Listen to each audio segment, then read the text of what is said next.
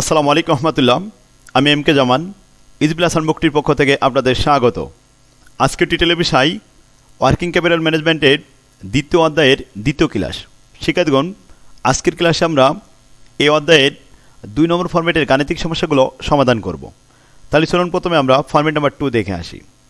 Format number 2 এটা হলো cash management. Cash management নগদ ব্যবস্থাপনা এটি খুবই গুরুত্বপূর্ণ একটি ফরম্যাট। এই ফরম্যাট থেকেও পরীক্ষায় প্রশ্ন আসে। ইজি প্লাস নোটে আমি এই ফরম্যাটে অনেকগুলো গুরুত্বপূর্ণ প্রশ্ন দিয়েছি। তো আজকের ক্লাসে আমরা এই প্রশ্নগুলো সমাধান করব। আর আপনাদের আজকে এই ফরম্যাটের সমস্ত অঙ্কগুলো হোমওয়ার্ক থাকবে। আপনারা যখন ভিডিও শুনবেন তখন আমার বইয়ের থেকে এই অঙ্কগুলো সব সমাধান করবেন। তো আজকের প্রথমে আমরা এখান থেকে শুরু করি। 2 নম্বর ফরম্যাটের 1 নম্বর প্রবলেম দিয়ে শুরু করি। শিক্ষার্থীগণ, ক্যাশ ম্যানেজমেন্টে আমাদের প্রশ্ন করতে পারে সর্বোচ্চ 3টি। প্রথম প্রশ্ন হলো show the schedule of cash collection, show the schedule of cash payment আর প্রিপেয়ার এ ক্যাশ বাজেট। এই সর্বোচ্চ 3টা প্রশ্ন হতে পারে। 1 নম্বর প্রশ্নটি 14 সালে এসেছিল। এই প্রশ্নটা আমরা ভালোভাবে পড়ে দেখি কি বলে। Sales proceeds R a company R collected as follow. নিচে দেওয়া হলো সেল প্রসিডস কেমন হয়েছিল। 40% in the month of sale and 40% in the second month of sale and 20% in the third month of sale। অর্থাৎ মোট বিক্রয় হলো 100%। এর মধ্যে 40% যে মাসে বিক্রি হয় ওই মাসে আদায় হয়ে যায়, আর 40% সেকেন্ড মান্থ অফ সেল, অর্থাৎ যে মাসে বিক্রি হয় তার পরের মাসে 40% আদায় হয়। তাহলে 40 আর 40 80%। Remaining 20% in the third month of sale, অর্থাৎ তৃতীয় মাসে যে 20% আদায় হয়। পরের লাইনে বলা আছে sales for the month of June. June মাসে মোট বিক্রি হয়েছিল 2,40,000 টাকা। অ্যাকাউন্ট রিসিভেবল আর এখানে অ্যাকাউন্ট রিসিভেবল ছিল 1,20,000 টাকা ইন মে মাসে 31 মে। সেক্ষেত্রে আমাদের এখানে জুন মাসে সেল দেওয়া আছে আর মে মাসের 31 তারিখের ব্যালেন্স দেওয়া আছে অ্যাকাউন্ট রিসিভেবল। অর্থাৎ মে মাসের পরেই একদিন পরে আছে জুন মাস। জুন মাসের 1 তারিখে ব্যালেন্স বিডি অ্যাকাউন্ট রিসিভেবল কত ছিল? 1,20,000 টাকা। কনসিস্টিং অফ 30,000 অর্থাৎ 30,000 টাকা ফ্রম এপ্রিল সেল। 1,20,000-এর ভিতরে 30,000 টাকা দেনাদার ছিল এপ্রিল মাসের দেনাদার। 1,20,000 থেকে 30,000 টাকা বাদ দিলে কত থাকে? 90,000 টাকা। এন বলছে 90,000 টাকা ফ্রম মে সেলস। মে মাসের বিক্রয়ের দেনাদারের পরিমাণ 90,000 টাকা। তাহলে 90 আর 30 মিলে হলো 1,20,000। এখন আমাদের তৈরি করতে হবে show the schedule of cash collection from sales for the month of June. Only 1 মাসের ক্যাশ কালেকশন দেখাতে হবে। জুন মাসে আদায় হবে কত টাকা এটা আমাদের বের করতে হবে। শিক্ষার্থীগণ, তাহলে আসুন প্রথমে জুন মাসে আমাদের আদায় হবে। জুন মাসে বিক্রি হয়েছিল 2,40,000 টাকা, এর 40%। 40% in the month of sale. এই টাকাটা আদায় হবে। আমরা দেখলাম যে প্রথমে 40% জুন মাস সেলের 2,40,000-এর 40% কত হয়? 96,000 টাকা। এটা আদায় হবে। এরপরে বলা হচ্ছে 40% ইন দ্য সেকেন্ড মান্থ, মানে পরের মাসে আদায় হবে। তাহলে জুন মাসে আদায় হবে মে মাসের বিক্রয়ের 40%। তো মে মাসে কত টাকা বিক্রি হয়েছিল সেটা বের করার জন্য আমাদের একটু ওয়ার্কিং করতে হবে। সেক্ষেত্রে দেখুন মে মাসের দেনাদারের পরিমাণ কত? 90,000 টাকা। তো 90,000 টাকা তো দেনাদার ছিল, এটা তো বিক্রয় নয়। তাহলে বিক্রয় কত ছিল এটা বের করতে হবে। তো আমরা আবারও একটু প্রশ্নটা পড়ি যে 40% in the month of sale আর 40% সেকেন্ড মান্থ আর 20% থার্ড মান্থ। বিক্রয় করলে এই টাকাটা 3 বার আদায় হয়।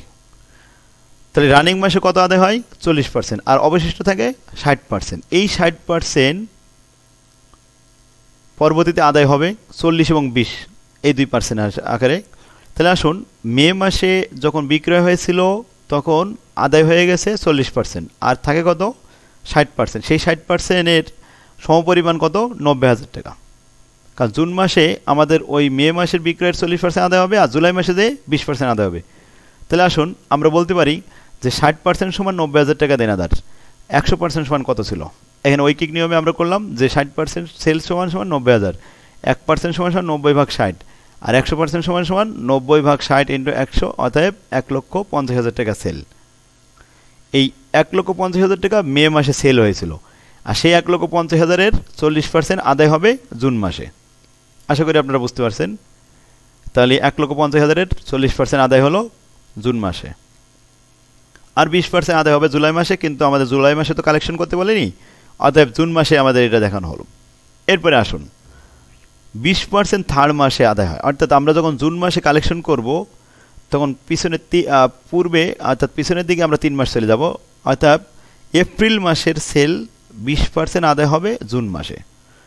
আবারও বলি, এপ্রিল মাসে সেল হয়েছিল 100%, আদায় হয়েছে কত? এপ্রিল মাসের আদায় হয়েছিল 40, মে মাসে আদায় হয়েছিল 40%, আর জুন মাসের জন্য থেকে গেছে কত? 20%। ওই 20% সমান কত টাকা? 30,000 টাকা। তো লেখা হলো 20% অফ এপ্রিল সেল গিভেন, দেওয়া আছে কত? 30,000 টাকা। তাহলে এপ্রিল মাস থেকে আসলো 30,000 টাকা, মে মাসের বিক্রয় 40% আর জুন মাসের বিক্রয় 40%, মোট কালেকশন জুন মাসে কত হয়েছে? 1,86,000 টাকা। এটাই অ্যান্সার। সেক্ষেত্রে আশা করি আপনারা বুঝতে পারছেন। আর এই অঙ্কগুলি আমরা থার্ড ইয়ারে ম্যানেজমেন্ট অ্যাকাউন্টিংয়ের ক্যাশ বাজেটে শিখেছি। ক্যাশ বাজেটে এই অঙ্ক ছিল। ইউটিউবে প্লে লিস্টে সার্চ দিলে আপনি পাবেন ক্যাশ বাজেট নামে, ওখানে আমি এই অঙ্কগুলি ভালোভাবে বোঝাইছি। সেক্ষেত্রে তো আসুন আমরা একটা অঙ্ক শিখলাম, ক্যাশ কালেকশন। আশা করি আপনারা বুঝতে পারছেন। তো এই অঙ্কটা আজকে বাসায় করবেন। এরপরে আসুন 2 নম্বর অঙ্ক, মিউচুয়ালি এক্সক্লুসিভ মান্থ, অনেকগুলো মাস। তাহলে 1 মাসের কালেকশন আমরা 1 নম্বরে করলাম। এবার আসুন 1-এর অধিক মাস।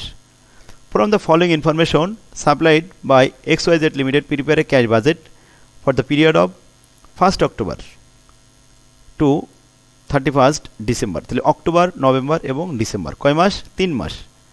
আমাদের ইনফরমেশন দেওয়া হয়েছে, মান্থের নাম লেখা হয়েছে August, September, October, November, December.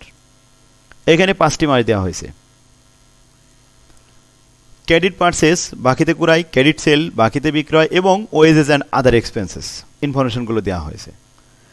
এখন বলা আছে additional information, expected cash balance প্রথমে অক্টোবরের 1 তারিখে কত থাকবে? ওপেনিংয়ে ক্যাশ ব্যালেন্স 10,500, এটা ক্যাশ বাজেট করার সময় এটা ওপেনিং ব্যালেন্স বিডি লিখবো আমরা। Period of credit allow to debtors 2 month, 2 মাস পরে দেনাদার কাছ থেকে টাকা আদায় হয়। তো দেনাদার সৃষ্টি হয় ক্রেডিট পার্সেল সেল করলে, এসে ক্রেডিট সেল, এখান থেকে আমাদের দেনাদার সৃষ্টি হবে, 2 মাস পরে টাকা আদায় হবে। অর্থাৎ আমাদের যদি অক্টোবর বাজেট হয়, তাহলে অক্টোবরের 1 মাস আগে ছিল সেপ্টেম্বর, 2 মাস আগে ছিল আগস্ট, অর্থাৎ আগস্ট মাসের বিক্রয়ের টাকা আদায় হবে অক্টোবরে, সেপ্টেম্বরের টাকা আদায় হবে নভেম্বরে, আর অক্টোবরের টাকা আদায় হবে ডিসেম্বরে। আশা করি বুঝতে পারছেন। এগুলো আমরা অ্যান্সার করার সময় আরও বিস্তারিত বুঝবেন। আসুন এরপরে আসুন 3 number, period to credit, period of credit allow to creditors, পাওনাদারদেরকে টাকা দিতে হয় 1 মাস পরে। অর্থাৎ আমরা সেপ্টেম্বরে যে টাকা যে ক্রয় করেছিলাম, এই বাকিতে ক্রয়, এই টাকাটা দিতে হবে অক্টোবরে, আর অক্টোবরের ক্রয়ের টাকা দিতে হবে নভেম্বরে, আর নভেম্বরের টাকা দিতে হবে ডিসেম্বরে, 1 মাস পর পর। 2 মাস পর বললে 2 মাস পিছনে যেতে হয়, আর 1 মাস পর বললে 1 মাস পিছনে যেতে হয়। আশা করি বুঝতে পারছেন। এবার আসুন lag in payment of wages and other expense on month, 1 মাস পর পর দিতে হবে। অর্থাৎ অক্টোবর যদি বাজেট হয়, তাহলে সেপ্টেম্বরের ওয়েজেস 65,000 এটা দিতে হবে অক্টোবরে, আর অক্টোবরের 75,000 দিতে হবে নভেম্বরে, আর নভেম্বরের 54,000 দিতে হবে ডিসেম্বরে। এই ছিল বাজেট। এবার আসুন lag in selling commission 2% on sell, বিক্রয়ের উপরে 2% কমিশন দিতে হবে, in payable on month after sale, অর্থাৎ বিক্রয়ের পরের মাসেই কমিশন দিতে হবে। তাহলে আসুন আমরা অক্টোবরে যে বাজেট দেখলাম, বিক্রয় হয়েছে সেপ্টেম্বরে 2,10,000, এর উপরে 2% কমিশন। 2% কমিশন কবে পেমেন্ট করতে হবে? অক্টোবরে যে পেমেন্ট করতে হবে। অক্টোবরে যে 2,45,000 টাকা 2% কমিশন, এটা দিতে হবে কবে? নভেম্বরে, আর নভেম্বরের কমিশন ডিসেম্বরে দিতে হবে। আশা করি বুঝতে পারছেন। এবার আসুন expenditure on machinery worth of টাকা 50,000 is payable in October. Machine ক্রয় করা হয়েছে, এই টাকাটা পেমেন্ট করতে হবে অক্টোবরে, শুধুমাত্র 50,000 টাকা অক্টোবরে দিতে হবে, অন্য কোনো মাসে নয়। সেক্ষেত্রে তাহলে এবার আসুন ক্যাশ বাজেটটা আমরা তৈরি করি। একটা ছক তৈরি করতে হবে, অক্টোবর, নভেম্বর, ডিসেম্বর, এই 3টে মাস বাজেট আমাদের।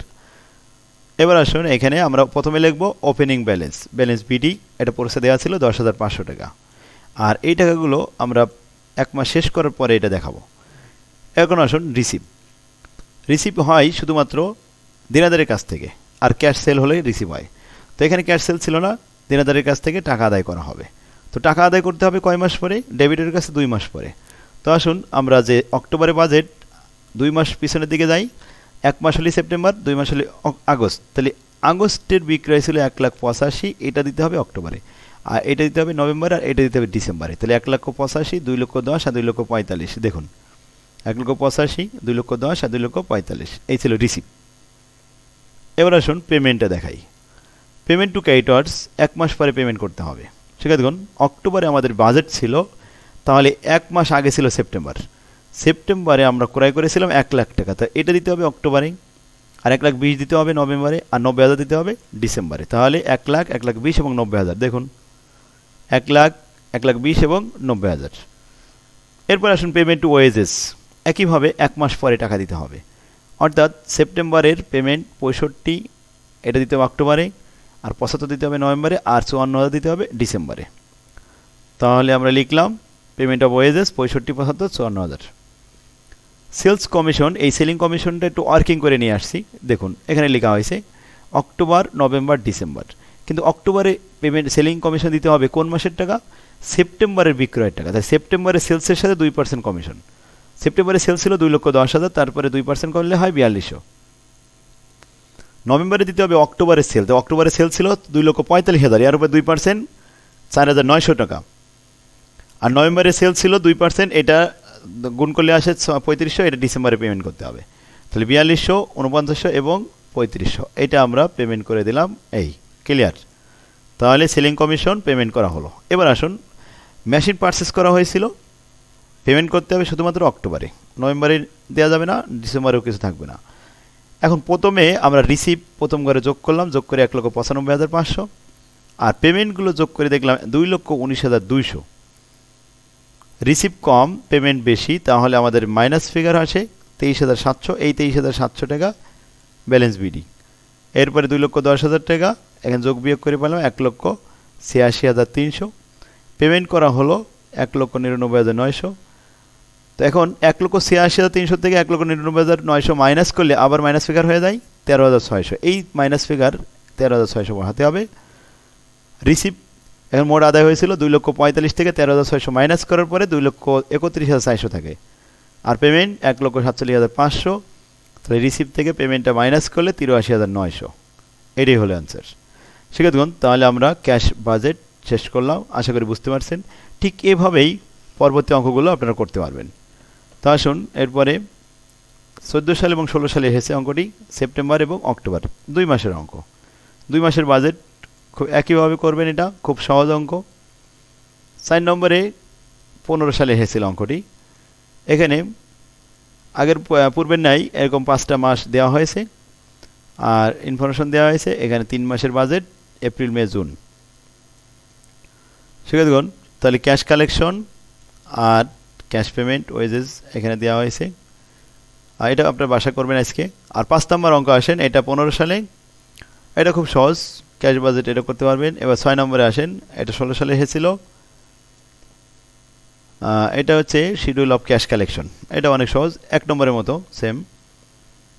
এবার 7 নম্বরের অঙ্কটি, এটা আজকে বাসায় কাজ থাকবে।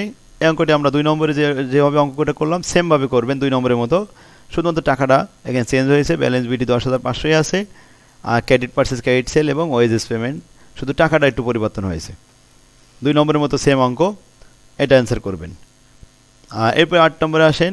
8 নম্বরে ক্রেডিট সেল, ক্রেডিট পারচেস এবং ওয়েজেস দেওয়া আছে, নভেম্বর, ডিসেম্বর, জানুয়ারি, ফেব্রুয়ারি, মার্চ, এগুলো হলো বাজেট।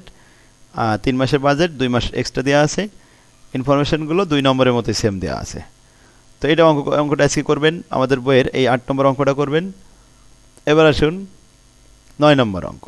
9 নম্বর অঙ্ক, এখানে একটা ইনফরমেশনটা বেশি দেওয়া হয়েছে। শিক্ষার্থীগণ, এই ছিল আমাদের ক্যাশ বাজেটের অর্থাৎ ক্যাশ ম্যানেজমেন্টের অঙ্ক। তো 2 নম্বর ফরম্যাটের অঙ্কগুলি আজকে আপনারা ক্লাসে সব কমপ্লিট করবেন। শিক্ষার্থীগণ, তাহলে যাদের কাছে এখনও আমাদের বইটা পৌঁছায়নি তারা কুরিয়ার সার্ভিসের মাধ্যমে নিতে পারেন, আর স্ক্রিনে যে নাম্বারটা আছে আমাদের সাথে যোগাযোগ করে কুরিয়ার সার্ভিসে ম্যানেজ করে নেন। তো আশা করি ইনশাল্লাহ আপনাদের জন্য অনেক ভালো হবে। তো আজকের ক্লাস আমরা এখানে শেষ করতে পারি, আগামী ক্লাস দেখার জন্য আহ্বান রইল। আল্লাহ হাফেজ, আসসালামু আলাইকুম রহমতুল্লাহ।